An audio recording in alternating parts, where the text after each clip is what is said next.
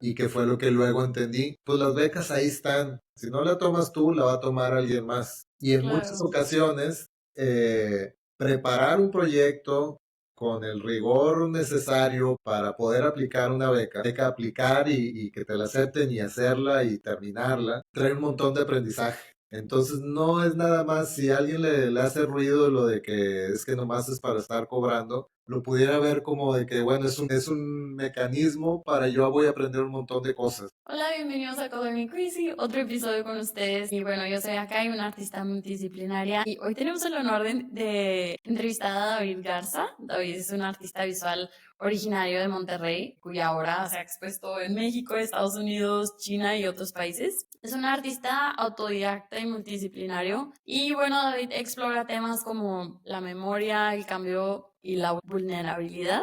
Ha sido parte del Sistema Nacional de Creadores y ha recibido varios premios y reconocimientos a lo largo de su carrera.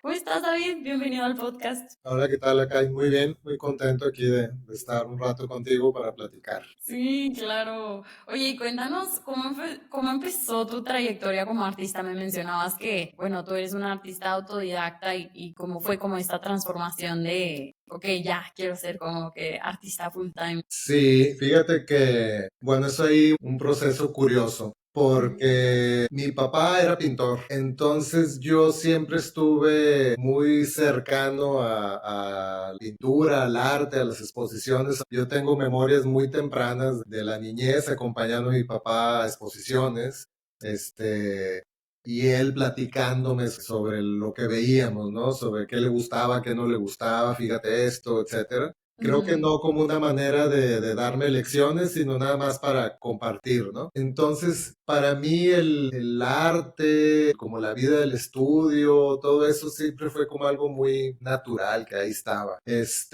Luego yo voy creciendo, me intereso en la adolescencia por la música, y empecé de hecho pues ahí a cada vez, o sea, cada vez a meterme más a cosas que tienen que ver con música. De hecho, eventualmente ya estaba muy involucrado con música y decidí estudiar administración de empresas. Cuando llegó el momento de estudiar la carrera, como que en la música yo ya estaba muy metido y en ese momento no estaba precisamente pensando en pintar. Entonces entro a la carrera de administración, pero decidido a que yo me iba a dedicar a la música. Y pensaba que la carrera de administración simplemente me iba a complementar, pues como mi trabajo. Sí.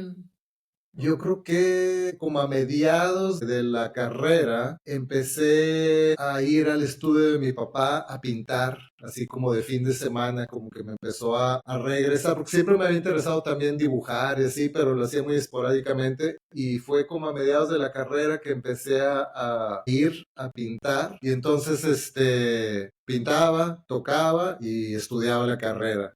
Y curiosamente al graduarme, yo me gradué ya hace bastantito, en mayo, yo me gradué. Al día siguiente de que yo me gradué, con la banda con la que yo tocaba, firmamos un contrato con Universal Music por 3 discos. Y en ese Wow. momento yo dije, bueno, pues ya soy un profesional de la música, o sea, esto es a lo que yo me voy a dedicar. Pero también ya estaba pintando muy en forma, ya había pasado de pintar así los fines de semana a estar pintando todos los días. Y entonces mi papá me sugirió de que pues haz una exposición, tienes material para hacerlo. Y entonces me moví, conseguí una exposición individual, y se armó, la hice, ese día vendí piezas y demás. Y en el momento que me pagaron la primera pieza, por alguna razón también como que me cayó ese 20 de que, ¿sabes qué? Pues también voy a perseguir esto y también porque me interesa muchísimo. Y, y como que a partir de ahorita ya soy también como un profesional emergente, pero un profesional de la pintura, ¿no? Claro. Entonces, con esa primera exposición individual que sucedió a los meses de haberme graduado, que como que me sentí de que ya esto es lo que voy a estar haciendo junto con la música. Entonces, tuve muchos años haciendo las dos cosas al mismo tiempo, porque la música te requiere mucho tiempo hacia los fines de semana y luego entre semana normalmente no hay shows, no suceden tantas cosas. entonces puedes estar pintando. Es como que había un balance bien padre Ujú. y además era bien interesante porque la música es como una cosa muy extrovertida, de que sales a tocar enfrente de un montón de gente y vas con una banda, o sea, eres parte de un equipo. Y en cambio la pintura te metes a tu estudio y básicamente estás tú solo todo el día, todos los días, por mucho tiempo. Es como un trabajo que tiende a ser muy, muy introvertido y solitario. Entonces se da un balance bien padre que a mí me gustaba. Y pues bueno, así es como empiezo. Eventualmente la banda se separa en el 2003 y seguía haciendo cosas de música, pero ya no con un interés de hacerlo profesionalmente. Creo Mm. que me acabé un poquito cansado de esos años y hasta la fecha sigo tocando, pero sin esa búsqueda de que a esto me dedico a tocar. Más bien lo que se convirtió a esto me dedico es la pintura y artes visuales y escultura y dibujo y todo lo que hago. Fue lo que se convirtió como en el core, en la parte principal de mi trabajo. Y finalmente, nomás para terminar, nunca ejercí como mi licenciatura en administración. Me gradué del TEC de Monterrey, muy buenas calificaciones, todo fue muy bien, me gustaba mi carrera, pero realmente nunca tuve un trabajo así de oficina o alguna cosa así. Oh. Sin embargo, creo que a mí siempre he sentido que me dio una visión muy diferente a la de amigos que tengo que sí cursaron la licenciatura en artes, que ellos tuvieron un montón de cosas que yo no tuve, pero toda esta visión de organización, de negocios, de cómo planear, se les pasó de noche, como que no se las dan en esas carreras. Entonces, pues bueno, sí tuve ahí un valor agregado de estudiar la carrera y pues bueno, pues aquí sigo. Qué cool, qué interesante. Sí, está interesante cómo tu carrera te formó de diferente manera a ser artista, ¿no? ¿Cómo ha sido como esta trayectoria? Siempre has estado en Monterrey, supongo. Sí, sí, siempre lo he hecho a partir de Monterrey. Eso tiene sus cosas buenas y sus muchas cosas malas también. Sí. El asunto es que en México todo el asunto cultural es súper centralista. Las cosas importantes suceden en Ciudad de México. Entonces, para los artistas que no estamos en donde suceden las cosas, todo se vuelve, en mi opinión, más difícil. Habrá tal vez quien tenga otra opinión, pero bueno, yo te comparto la mía. Este, Ujú. lo viví en el mundo de la música, era muy complicado. De hecho, yo formé parte de esta generación que se le llamó la avanzada regia, y que fue única en el sentido de que nunca habían salido bandas de rock que tuvieran realmente éxito fuera de Ciudad de México, salvo una que otra excepción, que Maná, que salió de Guadalajara, Azul Violeta, pero todo se buscaba en Ciudad de México, se firmaba en Ciudad de México, todo era producto de Ciudad de México. Y a mi generación, pues nos tocó romper esa inercia, pero curiosamente todos los grupos de mi generación nos quedamos en Monterrey, teníamos como un gran orgullo de nuestra ciudad y de lo que sucedía aquí y cómo sucedían las cosas aquí. Entonces nadie se mudó a Ciudad de México, ni Control Machete, ni Plastilina Mosh, ni Jumbo, ni El Gran Silencio, todos nos quedamos aquí. Y lo que sí es que te das cuenta que perdías muchas oportunidades. Ahí fue mi primer encuentro con cuántas cosas se pierde un artista que no vive en la Ciudad de México. Y eran cosas tan simples como que le hablaban a la disquera y de que, oye, ahorita tenemos un espacio para una entrevista en tal lugar, que vengan los de Zurdo, ¿no? Bueno, yo tocaba en una banda que se llama Zurdo, que se llamaba Zurdo. Ujú. No, pues están en Monterrey, pero te mando a La Gusana Ciega o te mando a Sí, de que Resorte o alguien te más. mando bueno, pues mándame a esos. Y así, ese tipo de oportunidades salen muchas por semana y pues no estábamos ahí, entonces se nos iban oportunidades muchas por semana. Pero eso lo aprendí desde la música y en las artes visuales es igualito, ¿eh? Allá están sucediendo todas las cosas, allá suceden las inauguraciones y vas y están los 10 curadores, 15 curadores y los de las galerías y un montón de artistas consolidados y no tan consolidados. Es decir, hay un montón de gente que deberías estar conociendo y que te deberían de conocer, pero como tú no estás ahí, ni los conoces ni te conocen. Entonces te vas Sí. quedando como fuera de ese circuito, Ujú. y vas perdiendo oportunidades. Entonces, regresando a la pregunta inicial, pues sí, he hecho mi carrera toda a partir de Monterrey. Las ventajas, pues para mí simplemente aquí nací, a mí me gusta mucho esta ciudad y estoy orgulloso de haber crecido aquí, de vivir aquí, y no se me antoja tanto irme a la Ciudad de México. Entonces, de alguna manera me he resistido y me he mantenido acá, pero Sí. sé que no es, probablemente no es la mejor decisión. Y si pudiera darle alguna, y además para mí, mi hijo, casado con hijos, se vuelve muy complicado, se vuelve más complicado, no voy a decir muy, un movimiento de ciudad. Sí. Pero creo que sí pudiera recomendarle a gente joven, sin compromisos, sin nada que los ate más allá de que me gusta mi ciudad. Pues bueno, está muy padre tu ciudad, pero si quieres perseguir en serio una carrera en arte, al menos intenta irte un tiempo. Ni siquiera te digo que ya te mudes para siempre, pero al menos intenta un año a ver cómo te sientes, Sí. porque sí te va a servir mucho. Bueno, eso hablando de Ciudad de México. Si te pudieras si tienes la oportunidad de irte a otra ciudad más importante, tipo Los Ángeles o Nueva York o Londres o así, pues, o sea, es lo mismo, pero todavía amplificado, ¿no? Claro, sí. La localización importa en la carrera de un artista, en mi opinión. La localización es una cosa muy importante y si puedes ponerte en el lugar adecuado, pues es una buena sugerencia que lo hagas. Si no se puede, Claro. no se puede y haces tu trabajo y te organizas para hacerlo desde donde estés. Sí. ¿Y sientes que en Monterrey está creciendo? Porque hay muchos artistas aquí también, pero ¿sientes que sí hay movimiento dentro de Monterrey, dentro del arte últimamente? Sí, por supuesto. Creo que el circuito cultural en Monterrey ciertamente ha estado creciendo, mejorando. Ujú. A mí por como me tocó conocer desde cómo era el circuito artístico por mi papá, me tocó conocer pues a todos los artistas de la vieja guardia, llamémoslos así. Ujú. Y pues no eran muchos y el circuito era muy pequeño, las cosas que podían hacer, las cosas que sucedían, el interés de la ciudad por sus artistas y por las cosas culturales. Y con el luego me toca pues como a mí como artista joven y luego ahora como artista ya no joven. Entonces he podido como ver todo ese proceso y definitivamente ha mejorado muchísimo. Hay cosas por hacer o cosas que pudieran ser mejores, pues ciertamente sí.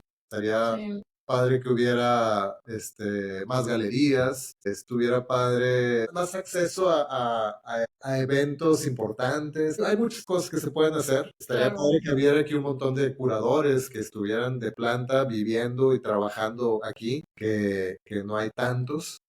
Aunque lo padre es que, por ejemplo, creo que ya están forjando nuestros propios curadores, gente forjada aquí en Monterrey, ¿no? Entonces ya no es tanto la necesidad de traer a alguien de Ciudad de México a que llegue aquí a descubrirnos o a hacer cosas. En fin, sí están sucediendo cosas que antes no sucedían.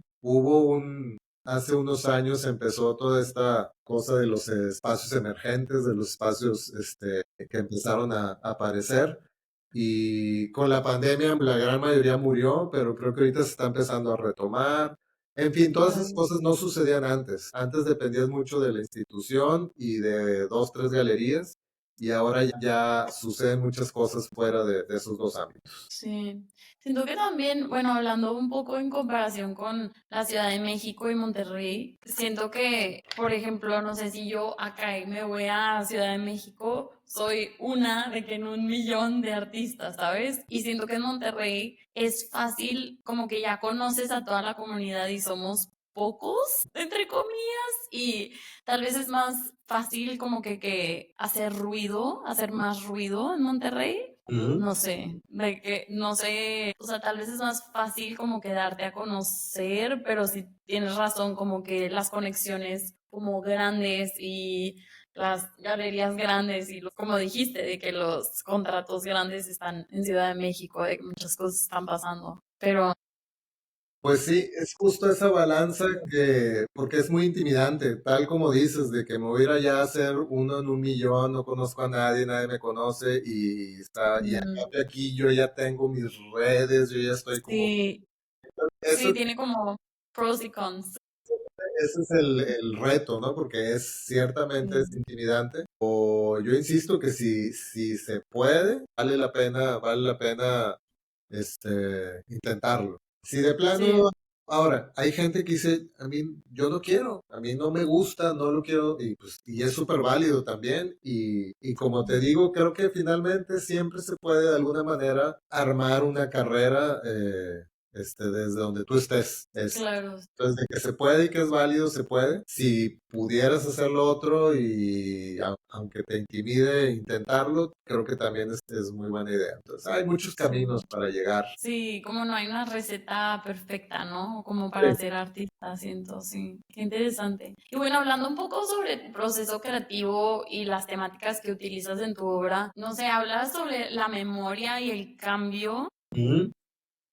¿Cómo abordas estos temas desde la pintura? Sí, mira, el tema de la memoria, el paso del tiempo, la vulnerabilidad de los recuerdos, todo eso siempre me ha fascinado. No sé por qué tengo tal vez una cosa ahí permanente, una permanente nostalgia y por eso me llama tanto la atención. Y entonces sí, primero sin darme cuenta y luego de una manera consciente se empezó a volver como un tema recurrente en mi proceso de trabajo. Y lo que he estado, ya llevo mucho tiempo haciendo, es trabajando a partir de bocetos hechos Mm, de memoria, de espacios, de lugares que en algún momento habité, en algún momento conocí, qué este, cool. entonces, a partir de esta memoria, de hacer cosas de memoria, hago estos bocetos y luego todos estos bocetos los empiezo a deconstruir y finalmente terminan en piezas muy abstractas, pero que para mí tienen que ver con el jardín de mi casa, de cuando yo vivía en tal casa, o que tienen que ver con el parque frente a la escuela primaria, pero al mismo tiempo, tal como la memoria, están súper, digamos que son como glitches de memoria. Sí, Las sí, sí. personas pensamos que cuando tenemos un recuerdo, eso fue tal cual como sucedió y luego te das cuenta muchas veces que lo platicas con tus hermanos, con tus amigos, te acuerdas de no sé qué y los dos tenemos el mismo recuerdo pero muy diferente. Sí, sí. ¿Por qué suceden esas cosas? Porque los recuerdos son muy frágiles, se van cambiando, se van mutando. Entonces, Ujú. ciertamente debe haber cosas que lo recuerdo así y así sucedió, pero la gran mayoría están como manipulados ahí en tu cerebro. Y a mí esos fenómenos siempre se me hicieron muy interesantes, ¿no? O sea, yo tengo un grupo de amigos con los que me junto desde la secundaria y de hecho de ese grupo algunos son desde la primaria, o sea, son amigos antiquísimos, ¿no? Conocemos desde niños y siempre que nos juntamos 6 veces, 7 veces al año, inevitablemente acabamos platicando en algún momento de algo que nos sucedió cuando estábamos en la secundaria, en la prepa, en la primaria, etcétera. Y siempre me llama la atención de que sí, ¿te acuerdas que David, no sé, se metió a la cajuela del auto y fuimos a... Y yo de que yo no me acuerdo de eso. Es más, yo no creo que yo nunca me hubiera metido en ninguna cajuela de ningún auto, pues porque no creo que fuera muy seguro y ni siquiera en esa edad que eres tan imprudente. De que no, o sea, esa persona que estás describiendo ni siquiera soy yo, de que no, claro que sí, me acuerdo, tú te metiste. Entonces, siempre estamos a mí me da mucho la atención que siempre hay recuerdos en los que yo me siento tan ajeno y alguien afirma que yo estuve presente. Siento Sí, que a veces cuando yo les platico cosas y que también se quedan así con cara de what, que a lo mejor, o sea, seguramente también yo tengo recuerdos en los que sí, que estabas tú y no sé qué, o que sucedió tal cosa y que en sus cerebros eso tampoco está. Entonces, sí, sin embargo, pues ¿por qué sucede todo eso, no? Entonces, esos fenómenos me llaman mucho la atención y los he ido abordando a través de esto en lugar de ir al parque que estaba enfrente de mi escuela y dibujarlo y bocetarlo tal cual, prefiero hacerlo de memoria. Y entonces ahí entra el primer glitch de cómo realmente sería ese parque. A lo mejor yo de niño veía la estatua gigantesca y luego voy, ¿no? Pues resulta que realmente no es tan grande, pero entonces me interesan más bien de todos esos errores que van sucediendo en la memoria y, y luego irlos como vaciando a la pintura. Y y pues eso ha sido mucho del proceso que he estado haciendo los Qué últimos años. cool. Ujú. ¿Y trabajas con acrílico Sí, y aerosol? técnicamente es acrílico y esmalte acrílico sobre Mm, tela. Yo uso mucho mm. aerosol. En algún tiempo un amigo pintor me decía que yo era grafitero porque usaba mucho aerosol. Este, pero ni hago graffiti, utilizo el Sí, material del por aerosol bastante. exposición. Y por lo mismo tengo, digamos, dos talleres. En el mismo estudio hay una parte cerrada, que es donde todo lo que es acrílico.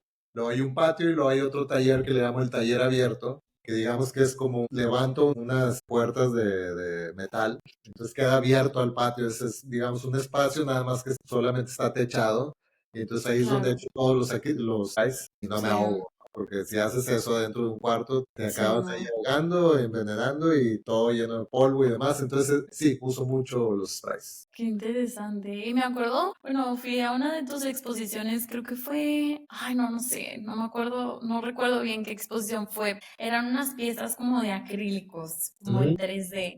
Y me acuerdo que nos estabas platicando como de la tridimensionalidad como de la pintura, de que como preguntándote si de verdad la pintura debería ser cuadrada o todo esto, que si nos podrías platicar un poco como de estas piezas. Sí, ese fue un proyecto con el que apliqué al Sistema Nacional de Creadores y con el que obtuve la beca del Sistema Nacional de Creadores en el 2018. Y era Mm, un proyecto que buscaba cuestionar un poco el qué es una pintura, así tal cual, qué es una pintura. Y creo que hay mil maneras de aproximarse a esa pregunta.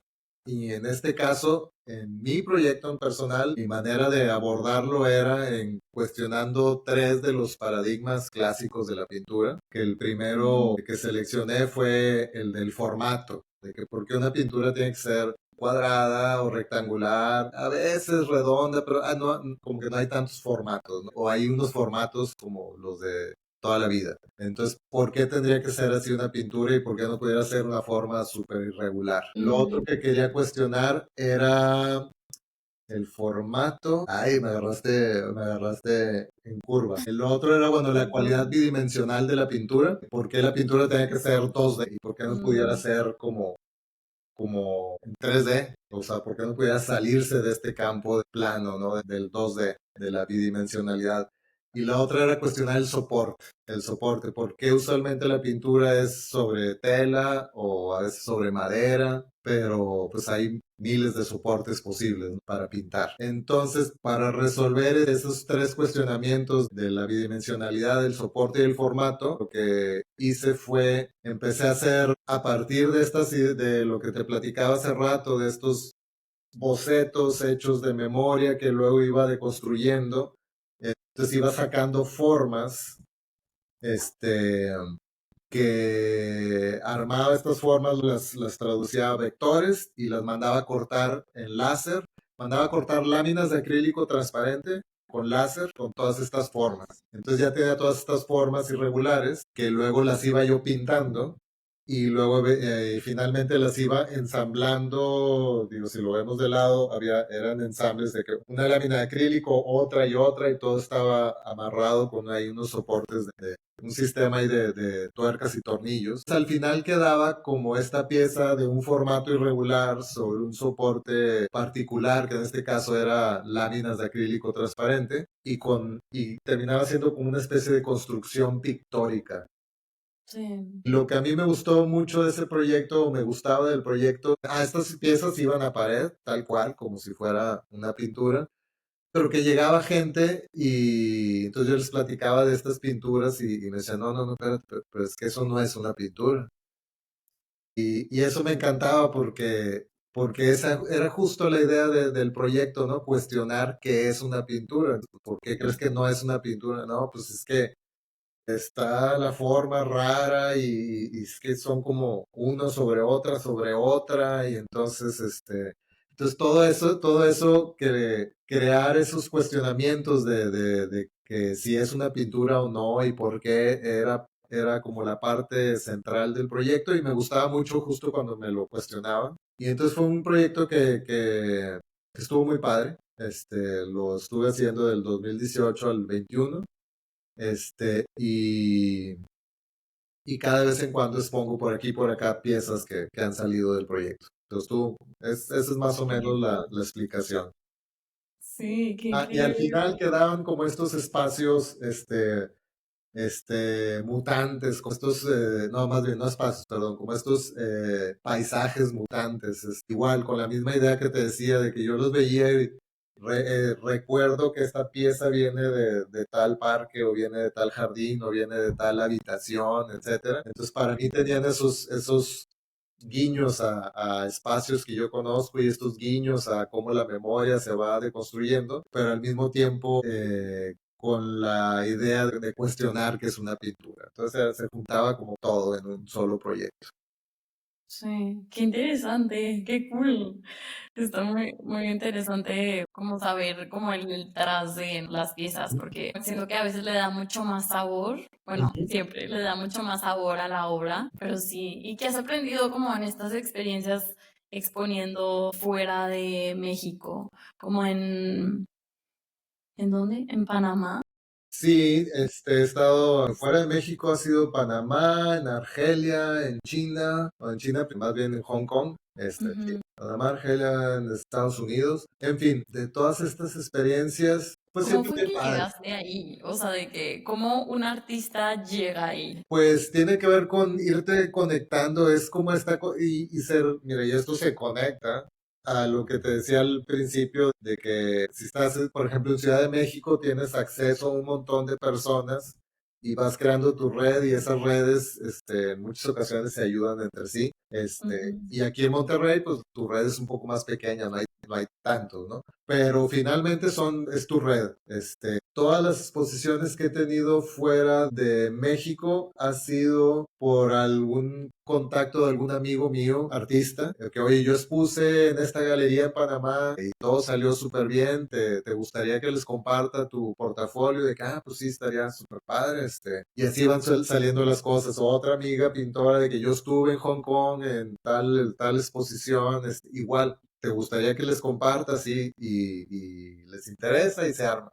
Entonces, las relaciones, los vínculos entre el circuito cultural son muy importantes porque muchas veces suceden estas cosas y Sí. para mí ha sido como he ido amarrando todas estas cosas. Nunca ha sido porque yo le mandé un mail o porque yo así directo, yo fui, siempre que lo he intentado directo, fuera de México no han sucedido las cosas. Siempre ha sido a través de algún contacto de amistad que me conecta y me habla bien de mí con las personas de allá y entonces les interesa y suceden las cosas. Sí, qué interesante. De que el networking es todo para el artista. Es súper importante y de hecho aprovecho para hacer un poquito de comercial. Este, el viernes 16, bueno, acabo de empezar un espacio independiente, que se llama Sabotaje y voy a empezar con mi primer evento, de hecho, este viernes 16 de mayo. Que sucede aquí en mi estudio, quien le pudiera interesar, busque las redes de Sabotaje en Instagram. En Instagram es sa.bo.g. Este, Nice. pero bueno, pero a lo que quería llegar con esto del networking y las redes y sabotaje, este es un espacio que tenía mucho tiempo dándole vueltas que quería hacer. Una parte de mi estudio va a consistir en que hay una parte de mi estudio que voy a sacar todo mi estudio, digamos, y va a quedar limpio. Y la idea es hacer exposiciones de un artista con una sola obra y la exposición va a durar un solo día, o sea, dura la inauguración nada más. La idea es que fuera como cuando en la música los grupos sacan un disco y seleccionan un sencillo, y el Mm, sencillo va a ser como su carta para representar a su disco, su carta de ahí de promoción. Acá también quería como que vamos a quitarle todo el ruido a la expo y vamos a seleccionar solo una pieza que sea representativa de la carrera de ese artista. eh, y que incluso puede ser una pieza que está vendida, o sea, que se puede pedir para mostrarla y solo va a durar un día, solo va a durar el día de la inauguración y está enfocado esos eventos. No voy a estar vendiendo, no me interesa atraer al público que compra. A mí el público que me interesa es el circuito cultural local. Que vengan aquí Claro. a platicar, a tomarse una cheve, a ver la expo, platicar con el artista y que sucedan al final y que sucedan todo ese networking. Ese es como el Sí. gran interés que tenía de hacer estos eventos para que sucedan estos networkings. Yo hacía unas fiestas así hace como, pero sin la exposición, hace 12, 13 años aquí en mi estudio. Y de ahí salió un montón de networking, de ahí salieron exposiciones y conocí un montón de gente. Entonces quiero replicar esa idea como fiestas en mi estudio, pero le quise agregar pues, realmente carnita de tener un artista, una buena pieza y Sí. armar una exposición. Eh, pues bueno, me acordé con lo de vinculación, porque yo le llamo Ujú. sabotaje, espacio independiente de exhibición y vinculación cultural. Ese es como el eslogan del espacio o la idea del espacio. Y para mí es importante eso final, lo de vinculación cultural. Pero bueno, termina aquí el anuncio, pero me acordé Qué por cool. aquello que decíamos de qué importante es el networking. Sí, creo que es súper interesante también como los open studios de los artistas, Ujú. que yo antes no tenía mucho, no le daba tanta importancia al estudio, digámoslo así. Una que otra vez hice un open studio y fue como de que esto es súper importante. Abrir tu espacio, porque como tú dices, el artista está constantemente como solo en el estudio y cuando estuve en una residencia en Berlín y teníamos estudios compartidos y así, y era una dinámica súper rica, o sea, súper bonita, súper rica. Claro, a veces está chido estar sola y conectando y del tornado, ¿verdad?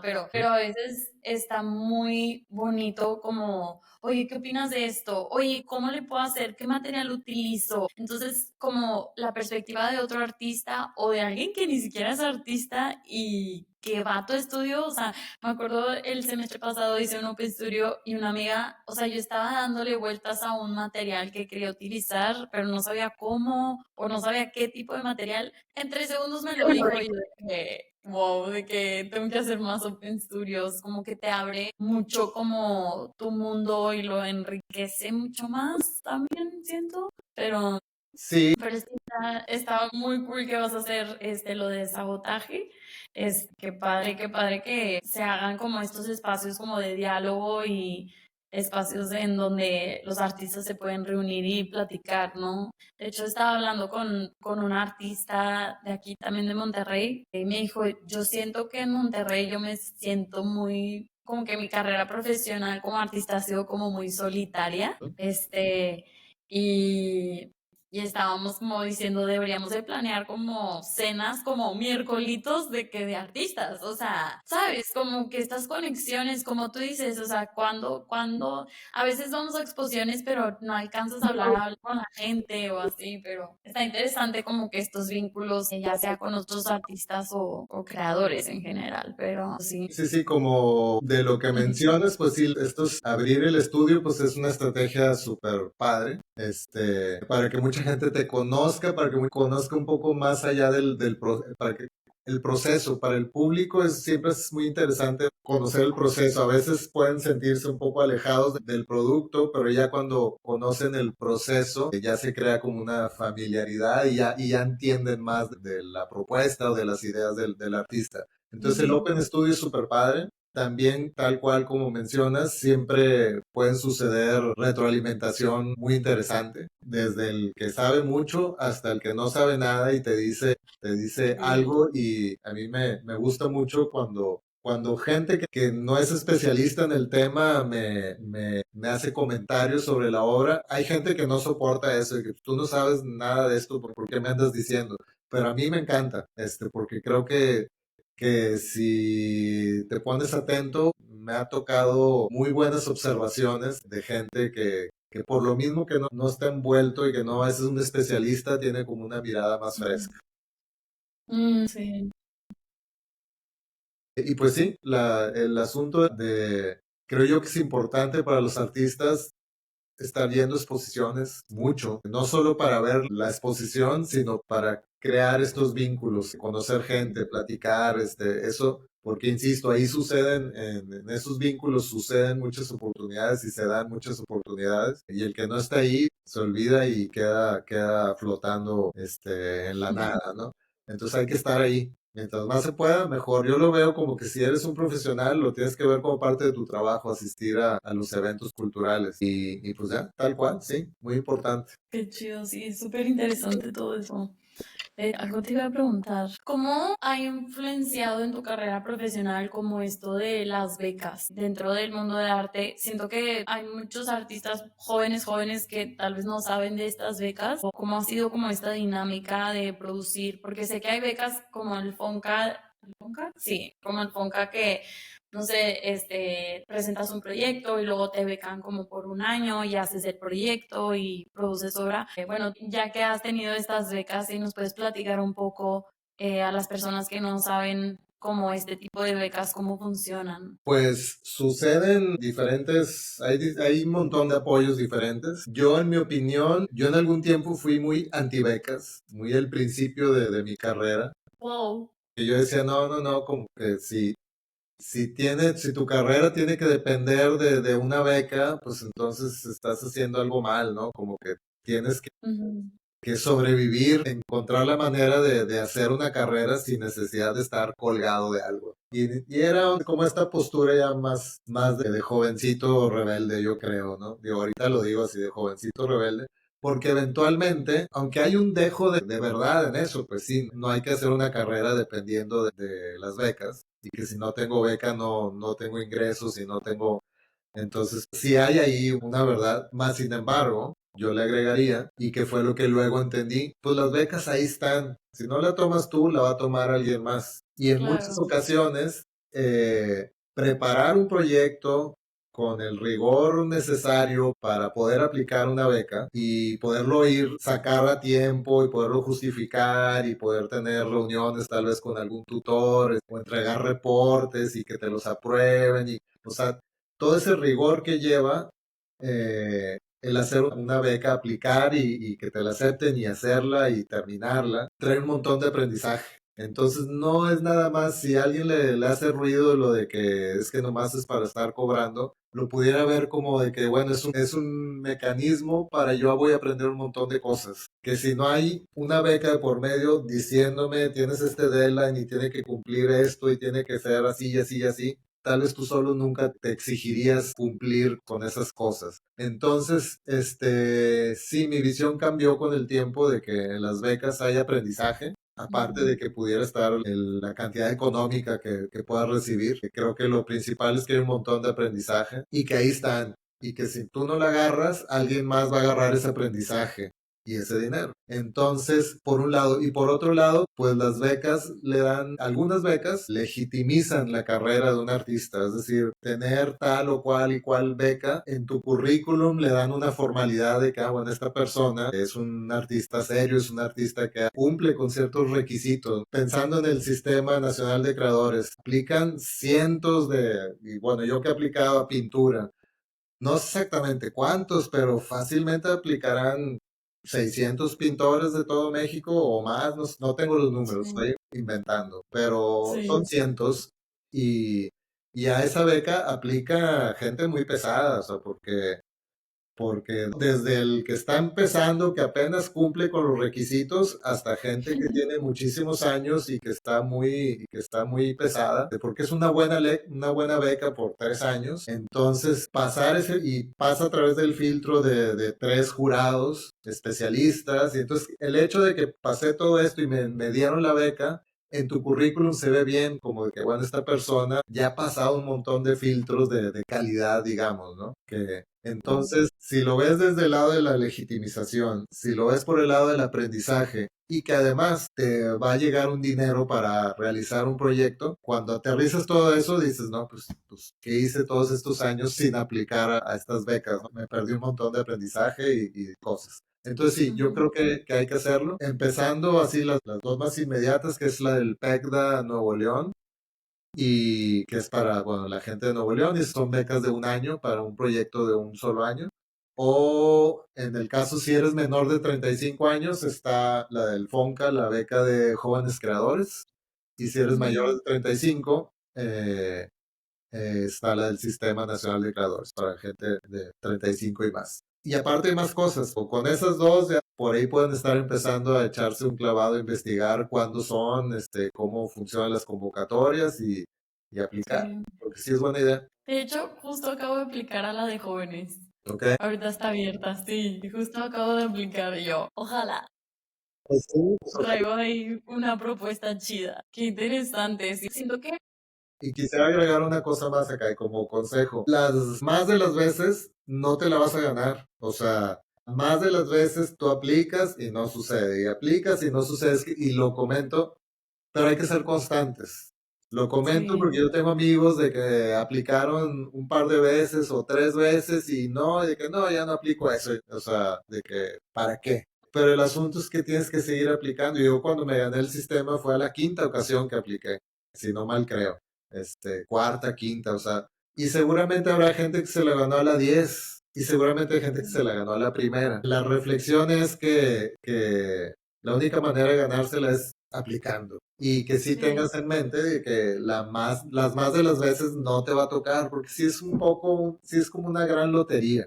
Este, que toquen los jurados adecuados, que sean sensibles a los temas que tú estás presentando, etcétera. O sea, hay un montón de cosas que tienen que hacer clic, Ujú, pero pues te puede tocar, entonces hay que seguir sí. intentándolo, ¿no?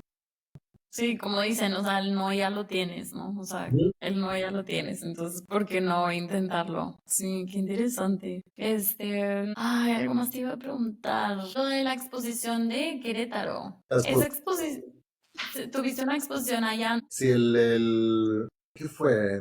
¿A mediados o pasados? El año pasado, Mm, 2024, mediados pasados, mediados de año. sí. Sí, estuvo bien padre. Tuve una exposición en el Museo de Arte Contemporáneo de Querétaro, de una individual. El museo está bien padre y fue una exposición con la que quedé muy satisfecho. Estuve trabajando, en esa presenté piezas de pintura y piezas de las que platicábamos hace rato de los acrílicos tridimensionales Mm, que hice con la beca del sistema. Entonces fueron esas dos series que son muy hermanas, en forma no, pero en conceptualmente sí son muy hermanas. Y pues un gustazo, me gustó la expo, me gustó mucho trabajar con el equipo del museo, estuvo súper padre. Y pues no sé qué más comentar, ya no les puedo decir que la visiten porque ya pasó, pero fue sí muy reciente, hace muy poco. esa fue la de el doblar la esquina. Al doblar la Eh, esquina, ¿También se dobló el horizonte? al doblar ¿O no? Wow, qué padre, qué increíble. Siento que también como la dinámica de transportar las piezas, jalarlas, o networking ahí, darte a conocer, como que parte de, pues de esto, de la carrera profesional del artista, ¿no? Ujú. Ay, algo más te iba a decir. Me encanta porque luego salen preguntas de que muy esporádicas y es de que estamos hablando y luego de que le tengo que preguntar esto, de que algo te iba a decir sobre tu rutina. Ok. Siento que, bueno, de que como artistas no tenemos como que horario, como que siempre es como muy versátil. Digo, yo sé que eres papá y tienes familia y todo, pero ¿cómo ha sido como esta dinámica de tu horario? ¿Te vas todos los días al estudio? No, a veces trabajas fuera del estudio. ¿Cómo ha sido como esta rutina dentro de tu trabajo profesional como artista? Sí, yo creo que por mi background de administración de empresas, de haber estudiado esa Mm. licenciatura, yo siempre he tenido una rutina como de Godín. Tengo una amiga que me dice que yo soy el autogodín porque yo solo me hago, o sea, yo tengo horarios de oficina, o sea, yo trabajo con horarios de oficina como si, más bien, con horarios como si fuera una oficina. Este, Claro. Creo que tenía que ver con esta como disciplina o esta otra manera de visualizar el trabajo por traer ese otro background de la administración. También todos mis amigos, de este paquete de amigos que te comentaba hace rato, que son de toda la vida, pues todos se fueron graduando de diferentes cosas, ingenierías y demás. Y pues todos terminamos al mismo tiempo y entraron, digamos, al mundo Godín. Y entonces yo me sentía muy raro que ellos estuvieran a las 8 de la mañana trabajando y pues yo no iba a estar en mi casa de que tomándome un café a ver a qué horas me iba al estudio. No sé. Entonces como que yo igualé mis horarios con los de mis amigos o con los de cualquier persona que va a trabajar en una oficina. Y así lo he hecho pues, desde el de mayo del 96 que me gradué. Entonces ya es una costumbre. Entonces yo trabajo con, por ejemplo, si pensamos hoy, fui a dejar a mis hijos a la escuela y de ahí me vine para acá, para el estudio. Y aquí voy a estar hasta las 2 de la tarde, me voy a mi casa a comer con toda la familia y luego me vuelvo a regresar al estudio. Ya Ujú. terminaré 6:30, 7, no sé, va a ver, la hora de terminar sí puede variar, pero tampoco me voy a quedar hasta las 10, 11, 12 de la noche porque como ningún godín lo hace, o sea, ya acabé y ya me voy a mi casa. Sí. Y todo eso pues también le ha dado como una cierta, en mi opinión, como cierta estabilidad también a la vida familiar, porque luego a veces Ujú. sucede que los artistas nomás no empatan con la vida que sucede en su familia, porque no se trabajan toda la noche, entonces en la mañana están dormidos, entonces ni los niños, si tienen familia, los niños se van, pero nunca vieron al papá, están siempre así medio traslapados, ¿no? O la esposa y demás. Entonces, a mí me ha funcionado eso, horarios godines iguales a los de mi esposa, entonces pues siempre estamos en sincronía, ¿no? Los dos salimos juntos, los dos llegamos juntos, ¿no? Y la vida familiar todos como mucho más estable. Pero bueno, ese es mi caso y la manera como a mí me ha funcionado y me he podido organizar. Hay gente grandes artistas con horarios súper extraños y pues a eso les funciona y qué padre, ¿no? Qué padre. Sí, sí, claro. Tema de horarios. Siento que también como de que joven, de que, no sé, siento que a veces me come el estudio como que y se me va el día. A veces siento que es como, no, de que estoy atorada con una idea y la sigues y la sigues y la sigues, pero sí siento que es súper importante, como tú dices, como que tener este balance entre la vida fuera del estudio y la vida como adentro, ¿no? Pero... Tal cual como dices, luego también a veces puede suceder que, pues sí, como no hay horarios, como no hay límites, Ujú. sí, te enganchas y ahí te quedas, y te sigues y te sigues, y pues se pierde como un cierto balance de que, pero en fin, repito, yo tengo amigos grandes artistas con horarios loquísimos y que hacen cosas bien raras y pues a ellos les funciona y sus familias funcionan. O sea, es decir, no hay una sola manera de hacerlo. Esto que estoy platicando es mi manera. Sí, personal, sí, buenísimo. Y bueno, de futuros planes que tienes en puerta, aparte de lo de sabotaje, Aparte de este, sabotaje, bueno, he estado muy clavado justo con sacarlo de sabotaje, que ya por fin empezamos esta semana. Es que siento que ya que lo echas a andar, ya todo lo demás va ya sí, fluye. a darse de bajadita, ¿no? Pero echarlo a andar requirió ahí un poco de esfuerzo. Y de planes, pues estoy preparando, no tengo una fecha per se de una exposición, pero tengo por ahí varias propuestas que estoy empujando para que sucedan y armando esa exposición, aunque aún no está la fecha programada. Y pues básicamente eso, produciendo. Ahorita estoy enfocado en producir Producción para lo que pues, como artista tienes que estar. Iba a decir para la próxima expo, pero no, pues es para siempre. Como artista siempre constante. la idea es que, o mi idea es de que pues, siempre tengo que estar produciendo. Y hablando como de la producción de tu obra, ¿sacas como colecciones o siempre es como que sacas, o sea, planeas como que una colección de 10 cuadros de tal tamaño y ya tienes como visión de la exposición y todo o va como que surgiendo como va? No, sí trabajo con series. También muy al principio de mi Ujú. carrera disparaba para todos lados y así iba haciendo como lo que se me iba antojando. Eventualmente yo aprendí igual, a mí al menos no me funcionó tanto eso y lo que más me funcionó es como empezar a trabajar por proyectos o por series, ¿no? Ujú. Aterrizar un proyecto, una idea, todo el andamiaje conceptual de qué va a trabajar, de qué va a tratar y visualizarlo como una serie de 20 30 piezas y entonces Sí, empezar a trabajar sobre eso y a lo mejor esa serie te va a llevar 2 años, 3 años, no sé, o sea, empezar a pensar en proyectos como de mediano hasta largo alcance, pero pensemos mediano.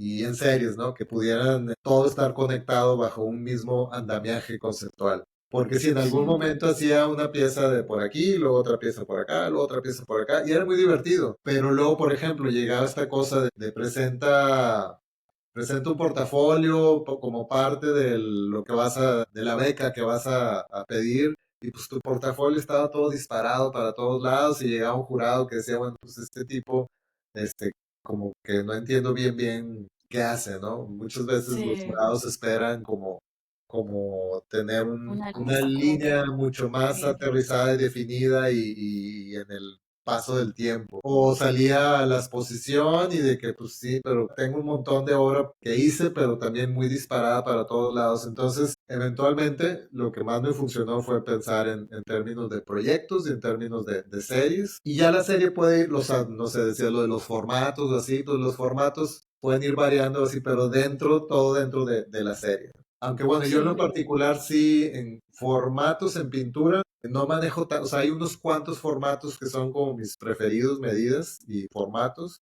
Y entonces usualmente todo está dentro de esos 3, 4 formatos que llevo con muchos años haciendo y que me gustan y me funcionan. qué bien. Y hablando también un poco de las obras, ¿cómo ha sido como esta experiencia como artista de el ingreso económico como cambiante? ¿Mm? Porque siento que es un tema, de que es un tema súper importante. El tema. Sí, porque como freelancer o como artista, pues a veces vende sobra, a veces no, hay meses buenos, hay meses malos, también dependemos mucho como de qué es lo que está pasando políticamente afuera de las empresas, lo que está pasando en el mundo total, ¿no? O sea, no es de que... Y siento que el arte es como un lujo, no lo necesita. ¿Cómo ha sido como esta dinámica como alrededor de económicamente hablando, como no sé, o sea, establecer como emocionalmente cuando no hay ventas o cuando sí y todo esto? Sí, yo me considero muy afortunado que desde que comencé, te platicaba hace rato, desde esa primera expo individual y vendí 3, 4 cuadros y dije, bueno, ya soy profesional y a esto me voy a dedicar aparte de la música y demás. Yo me siento muy afortunado que siempre he tenido buenas ventas. Siempre he podido sostener una carrera y una vida de lo que vendo. Sí, Tal vez porque la pintura es más fácil de acomodar, que si hiciera cosas súper conceptuales o una instalación o arte sonoro. O sea, hay disciplinas de las artes visuales que son muy complicadas de mover, ¿no? Y sí, entonces tal vez tienes que hacer uso de otras estrategias como dar clases o etcétera. Pues principalmente lo de dar clases. La pintura, pues es como una disciplina que tiende a ser mucho más accesible que otras. Y pues he tenido la suerte de que mi obra se vende. Entonces, sí, a veces volteo para atrás y digo, no sé cómo lo he logrado tanto tiempo, pero aquí sigo, ¿no? Y lo he logrado porque es una carrera muy difícil. Y por eso cuando volteo hacia atrás me siento muy agradecido con no sé con quién, pero con que suceda, ¿no? Que lo haya podido haber hecho que suceda. sí, claro. Entonces sí, pero sí es muy complicado. Mucha gente, cuando no le sucede eso, pues te digo, están las otras estrategias de complementarlo con alguna otra cosa. Tal vez trabajar en una galería, tal vez trabajar en cosas de instalación de obra y mover obra, tal vez trabajar en alguna institución cultural del Estado, dar clases particulares, dar clases en alguna universidad. O sea, hay maneras como de diversificar tus ingresos, Sí, ser asistente de otro artista. O sea, hay maneras de ir, pues sí, haciéndote un poco más de ingresos, porque sí, efectivamente es una carrera complicadísima. sí, claro. Sí, no es un... no es un dinero constante, entonces es como de que, y con familia y así, ya me imagino. Pero no, qué increíble tu historia, David, de verdad. Bueno, ya nos habíamos conocido, pero quería como que platicar un poco más a fondo sobre tu carrera profesional y que estás aquí en Monterrey, ¿no? Creo que es algo súper interesante. Y bueno, antes de despedirnos, ¿hay algo más que te gustaría compartir con los que nos están escuchando, ya sea artistas, algún consejo? Pues no sé si, No sé si tienes como algún motto que te dices constantemente cuando estás produciendo, no sé. no tengo cosas No. así tan así, salvo pues hay que producir. Si pudiera compartirle algo, yo pensando en artistas jóvenes que Ujú. pudieran sacarle provecho a lo que un viejito como yo les pueda compartir. Pues sí, hay que estar produciendo, hay que estar importante, hay que estar vinculándose, hay que ir a todas las exposiciones que puedan, conocer gente, platicar y estar picando. Entren a todas las becas que puedan, entren a todos los concursos que puedan. No hablamos de concursos. Así fue como yo pude estar en la Bienal FEMSA y en la Bienal Tamayo y en un montón de otras bienales, en sus versiones de concurso. Y es importante los concursos porque especialmente esas bienales muy importantes te, te dan un aparador, se reflejan súper bien en tu currículum, etcétera. Entonces, aplica, Sí. que no igual, al principio de mi carrera se me pasaban los concursos de, ya se me pasó la fecha. O sea, eso es imperdonable. Sí. Como que no se te pasen los concursos, aplica las becas, tienes que estar con esta mentalidad de estar produciendo todo el tiempo. Sugerencia, aterrícenlo como en un proyecto, en una serie, trabajen como una serie. Y qué más, y vayan a exposiciones y platiquen con la gente, vincúlense. Hay gente que es fácil de decirlo, pero hay gente que no es muy social, así, no le gusta mucho la platicada. Yo soy de esos, yo no soy de la persona más sociable del mundo, pero me esfuerzo, o sea, me tengo que medio empujar a mí mismo de que órale, vamos, a platicar y al final te la pasas súper bien, o sea, al final es algo agradable, ¿no? Pero no se me da de manera natural. Entonces, a los que no se les da de manera natural, échenle ganas y pues ya, básicamente eso. Qué bien, no, buenísimo. Y te tengo una pregunta final para cerrar. Esta se la hago a todos los artistas y puede ser algo de lo que no hayamos hablado. Puede ser fuera del arte en tu vida cotidiana, pero que es algo que es algo sin lo que no podrías vivir por mucho tiempo. Algo en lo que... Y no se puede decir café, No, sí lo tengo muy claro, a mí me encanta la música, o sea, yo estoy la escuchando música. música todo el tiempo. Qué chido. Y me encanta, a mí siempre me ha gustado jugar básquetbol, o sea, entonces yo juego un montón de básquetbol y en general hacer ejercicio, moverme. Esas dos cosas me traen mucha felicidad a mi vida. Y entonces es algo que si por alguna razón me quedara sin ellas, sí sería como no estaría padre. Claro, sí. Ay, no, buenísimo, buenísimo. Siento que hacer esta pregunta sirve mucho para entender como la personalidad o la persona que está hablando, ¿no? O sea, Ujú. ha habido respuestas muy interesantes, pero sí, no, qué bien. Y pues nada, a todos los que nos están escuchando, si te gustó este episodio, asegúrate de compartirlo con alguien más y vamos a dejar en la descripción un código de descuento de Ocel y las redes de David para que ahí sigan su trayectoria y conecten con él. Pues muchas gracias, David, y muchas gracias por escuchar. No, pues no, gracias a ti, Akai, y gracias si alguien llegó hasta el final todo este rollazo que me aventé, pues los felicito por su paciencia y muchas gracias por estar aquí, muy contento, muchas gracias por la invitación, saludos. Claro, nos vemos pronto. Chao. Bye.